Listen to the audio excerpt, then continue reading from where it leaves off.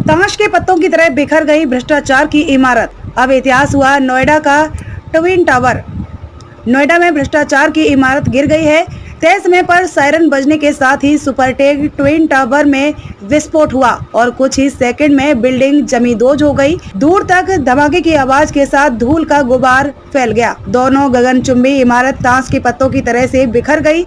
अधिकारियों ने बताया कि धूल के कण अभी हवा में रहेंगे और साथ ही आसपास की किसी भी बिल्डिंग को कोई नुकसान नहीं पहुंचा है।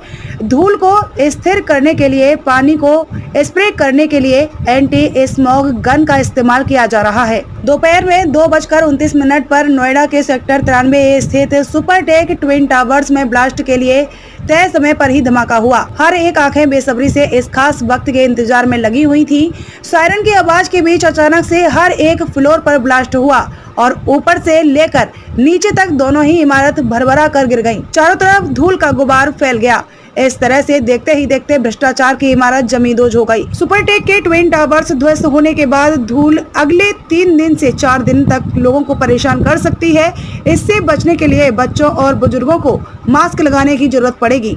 दिल्ली यूनिवर्सिटी के प्रोफेसर विपुल सिंह ने बताया कि इमारत गिरने के बाद 2 तरह की धूल हवा में उड़ेगी।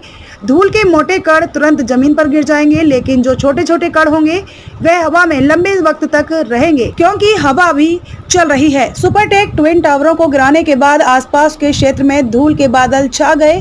ट्विन टावरों को गिराने के बाद आसपास जमे धूल को स्थिर करने के लिए पानी को स्प्रे करने के लिए एंटी स्मॉग गन का इस्तेमाल किया जा रहा है। नोएडा की सीईओ रितु माहेश्वरी ने बताया कि आसपास की हाउसिंग सोसाइटियों को कोई नुकसान नहीं हुआ है। अभी कुछ मलबा सड़क की तरफ आया है। हमें 1 घंटे में स्थिति का बेहतर अंदाजा हो जाएगा।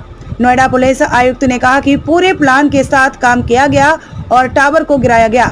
सुरक्षा के पूरे इंतजाम थे, जिस कारण से सब कुछ सही हुआ है। हम अवशेष और बचे हुए विस्फोटक को आकलन करने के लिए साइट पर जा रहे हैं। यदि वे वहां छोड़े गए। ध्वस्त सुपरटेक ट्विन टावर्स का मलबा ध्वस्त होने के बाद आसपास धूल का गुबार फैला।